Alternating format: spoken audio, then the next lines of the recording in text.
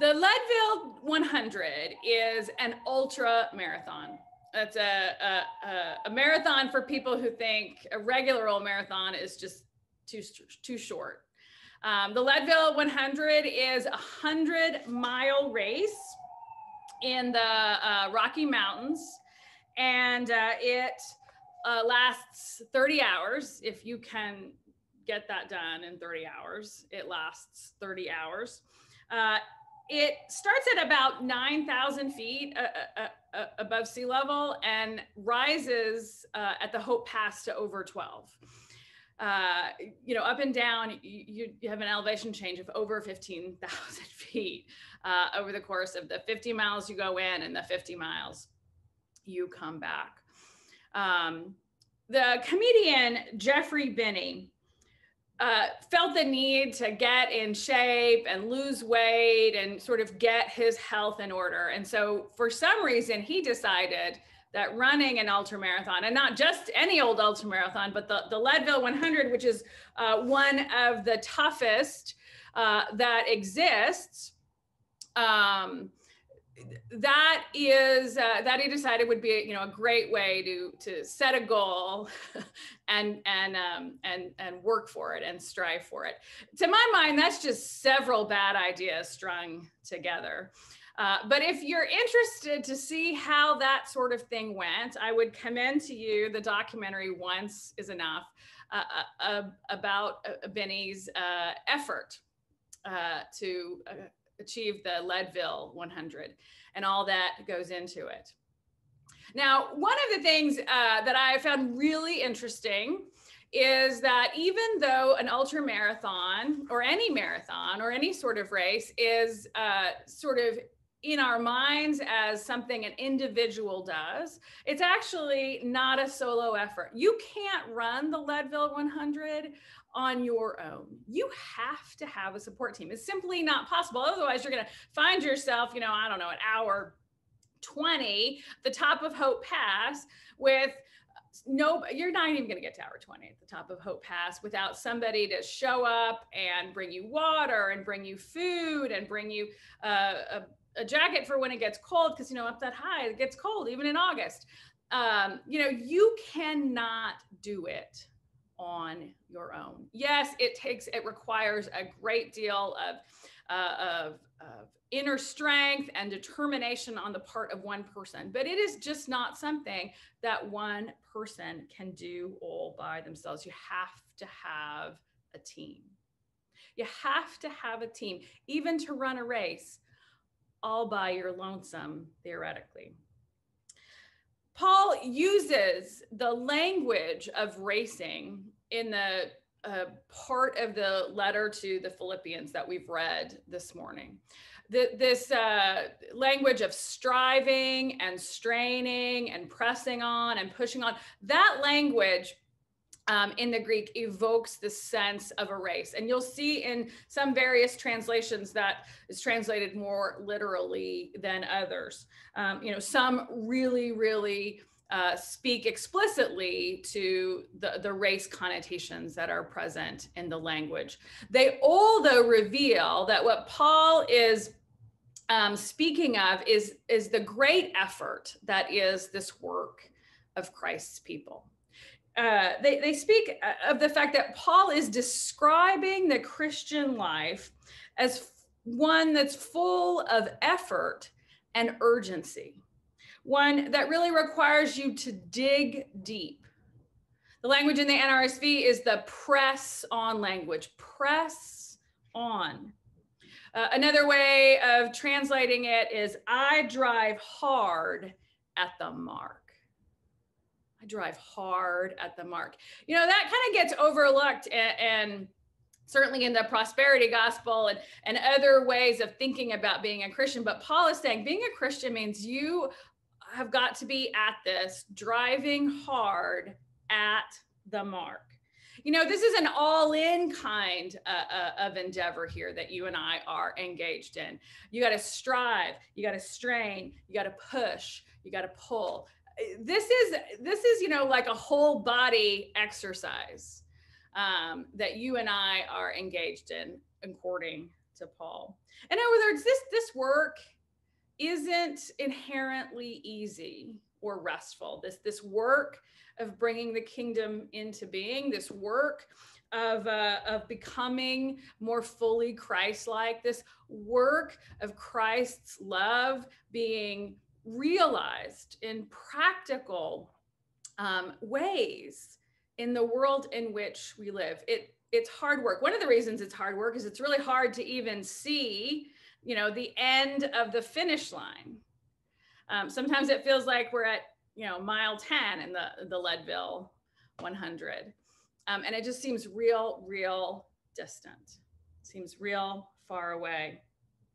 How do we even begin to put our whole selves into this effort? How do we even begin to push ourselves onward towards something that sometimes feels far away? One of the things Paul identifies is it's real easy to look back, right? It's real easy to look back and think about from whence we've come.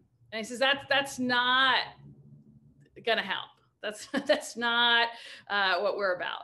He says, that he has to be forgetting what lies behind and looking on towards the goal, and even when the gap feels like a lot, pushing on, pressing on.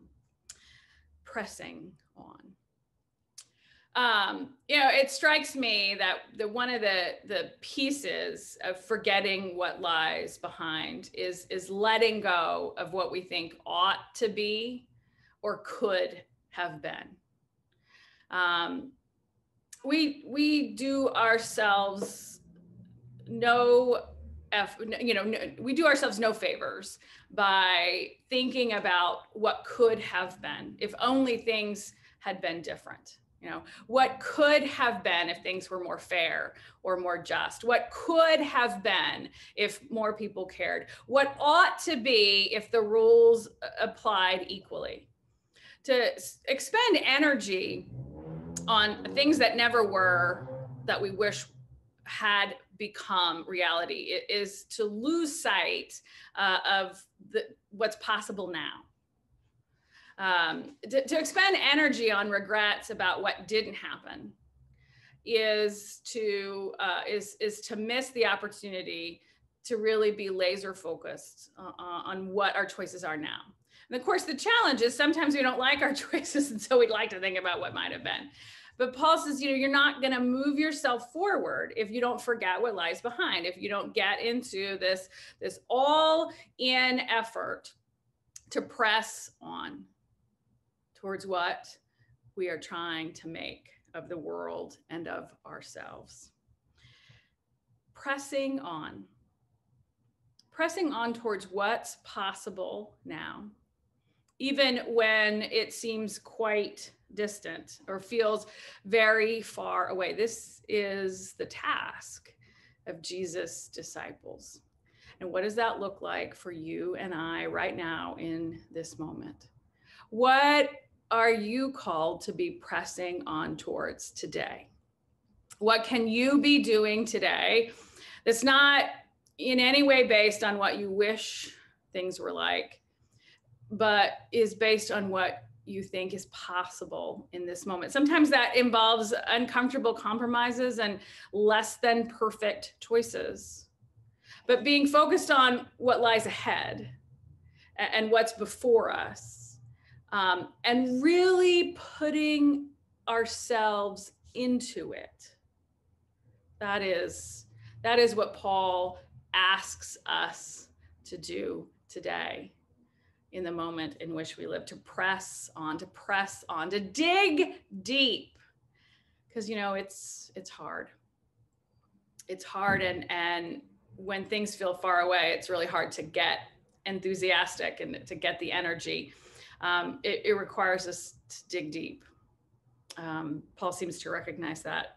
I'm reminded that the writer Ta-Nehisi Coates says, if the struggle is only for that which will be realized within my lifetime, my vision is impoverished already. My vision is impoverished already if I'm only intrigued and committed to those things that are easily achievable. We have to have a bigger vision, a broader hope for what's possible, a real commitment to the fact that justice is what love looks like out loud and in public, and a willingness to put ourselves into the work and into the effort with all of our enthusiasm and all of the energy we can muster.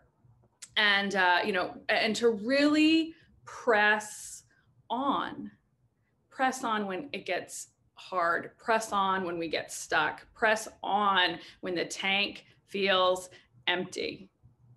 And one of the ways we get to do that is by remembering we're not in this effort alone.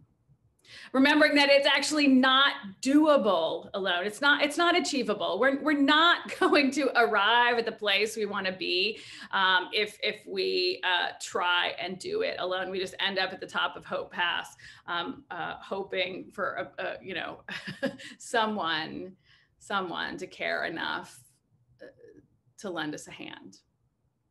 And so when we remember that the grace of this hard work, this arduous effort, this sometimes slog, is the gift of doing it together, the opportunity to lift up one another and sustain one another, the opportunity to see ourselves as one another's support team, right? The opportunity to help one another along and lend one another a hand, to cheer one another on. I suspect when you're running the Leadville 100, that water and food is really, really crucial. But I would imagine that when the tank feels really empty and you are wondering whether you can do it or not, to have somebody there to cheer you on and say you can do it, and who reveals that they believe in you, even if they weren't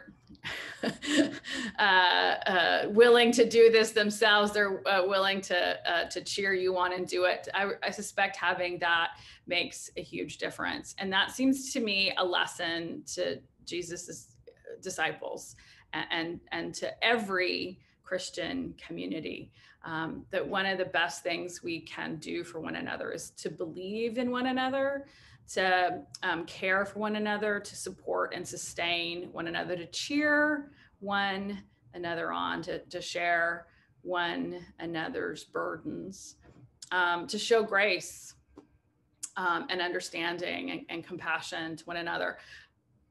What difference could that make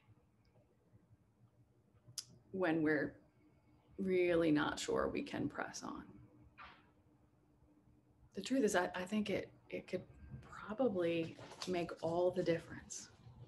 Probably make all the difference. You know, this work we're engaged in towards justice, towards righteousness, towards the kingdom, towards Christ.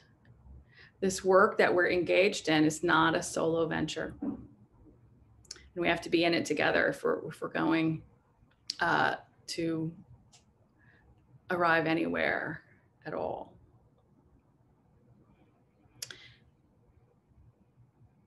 Paul reminds the people hearing this letter that, there's all sorts of bad folk around, people whose values stink. Is, the language he uses here is pretty harsh. If you're ever interested in different translations, this particular thing where he starts to begin to try and describe the rotten folks who are around is pretty colorful.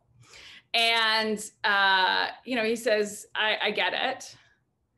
But you and I need to remember that our citizenship is in heaven, Remembering again, as I've said before in the preceding weeks, as we've looked at this letter to the Philippians, the city of Philippi is a Roman city. And so there's like a high level of patriotism. There's patriotism and a lot of pride in being a Roman citizen, you know, that came with status and privilege that not everybody in the empire had. And so, you know, like, look at us, we're Roman citizens. And so when Paul uses this word that can be translated citizenship or commonwealth, ours is in heaven.